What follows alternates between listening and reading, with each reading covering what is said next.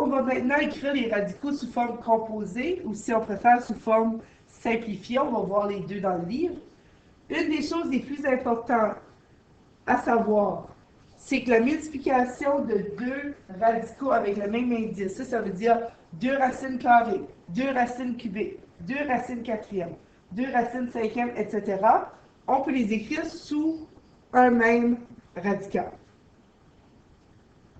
Une des choses les plus importantes, j'avais déjà commencé ici, par exemple, ici, on a une racine carrée.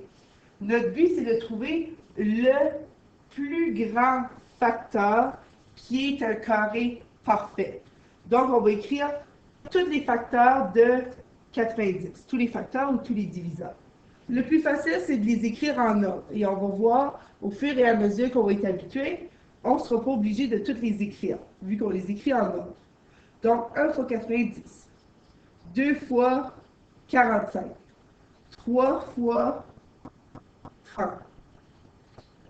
Donc, ça ne divise pas par 4. Donc, 5 fois 18, 6 fois 15. Et le dernier, et non le moindre, pourquoi c'est le plus important, 9 fois 10.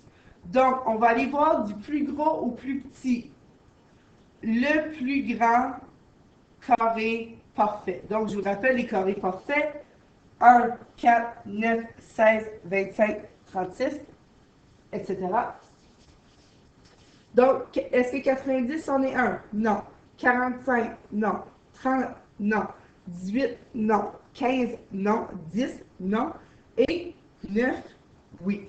Donc, en allant du plus grand au plus petit, on s'assure d'avoir vraiment le plus grand carré parfait. Donc, on va réécrire 90 comme étant 9 fois 10. J'espère que vous êtes d'accord avec moi que je dise 90 ou 9 fois 10, c'est la même chose. Et on peut voir qu'une multiplication, on peut les séparer.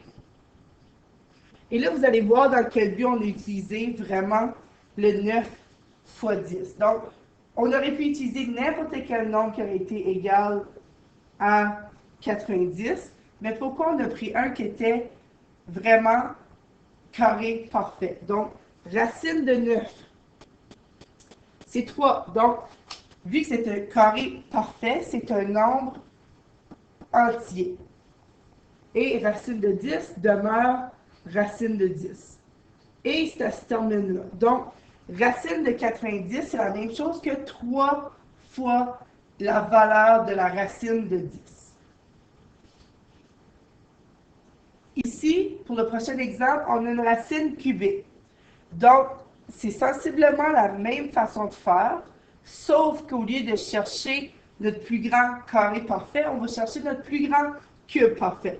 Donc, pour ceux qui ne savent pas leur cube parfait, donc vous faites 1 fois 1 fois 1 qui fait 1. 2 fois 2 fois 2 qui fait 8. 3 fois 3 fois 3 qui fait 27. Donc, on a déjà déterminé les trois premiers. Si vous n'êtes pas certain, vous l'essayez à la calculatrice, vous allez voir avec du plus grand au plus petit, et celui qui donne un entier sera notre plus gros cube parfait.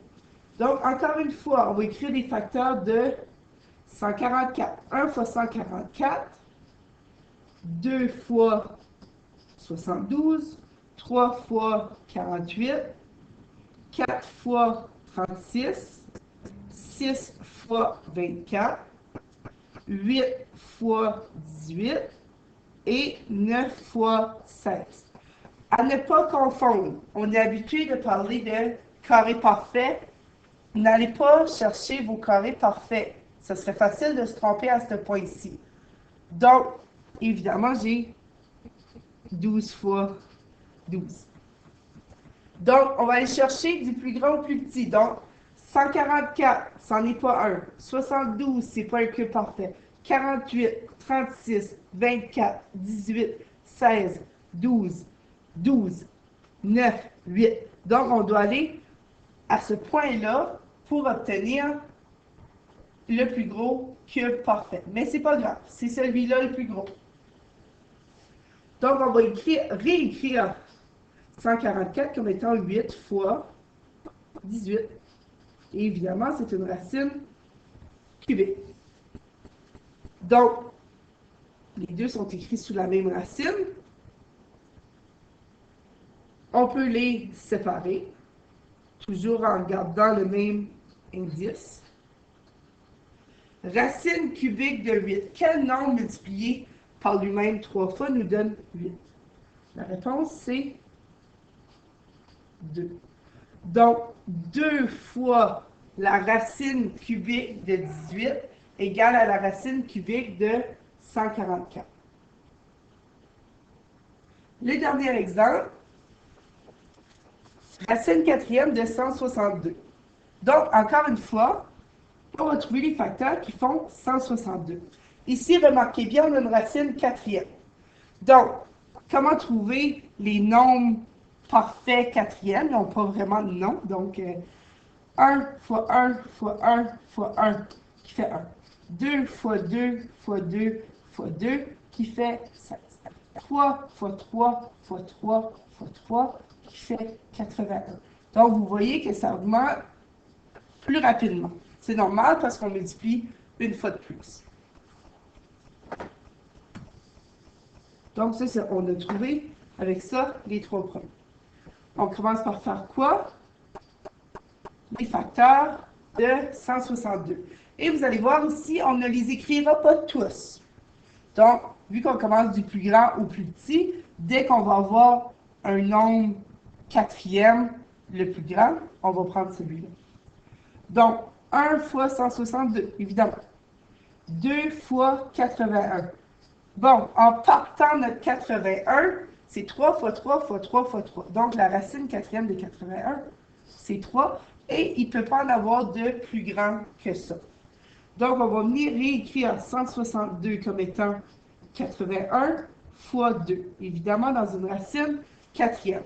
J'ai toujours tendance d'écrire mon nombre quatrième, dans ce cas-ci, 81, le nombre que j'ai choisi en avant. Je trouve que c'est plus visuel. C'est plus facile à voir de façon visuelle.